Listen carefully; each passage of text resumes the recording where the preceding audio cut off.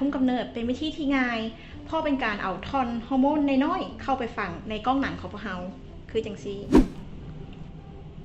ตามที่ท่านเห็นเนาะมันน้อยๆเพียงน้อยๆเท่านั้นและเมื่อเวลาเฮาฝังยาเข้าไปแล้วในก้องแขนของพวกเราฮอร์โมนตัวนี้จะเป็นฮอร์โมนโปรเจสโตรเจนจะไปช่วยยับยั้งเฮ็ดให้ไข่บ่ตกและช่วยยับยั้งให้อสุจิบ่สามารถเข้าไปถึงไข่ได้บ่เจ้าบ่ควรเฮ็ดแบบนั้นการฝังยาคุมกำเนิดแม่นต้องใส่โดยแพทย์เชี่ยวชาญที่ได้รับการฝึกอบรมเท่านั้นหลังจากที่เจ้าใส่ไปแล้วเจ้าจะหมดห่วงไปเลยโดยเฉพาะยาฝังคุมกำเนิดของพวกเราแมนมีประสิทธิผลหลายกว่า 99% พร้อมทั้งกุ้มได้3ปีอีกด้วยหลังจากที่เฮาใส่อยู่ในก้องหนังของพวกเราแบบนี้มันจะอยู่นี่เลยมันบ่สามารถเคลื่อนย้ายไปทั่วร่างกายของเฮาได้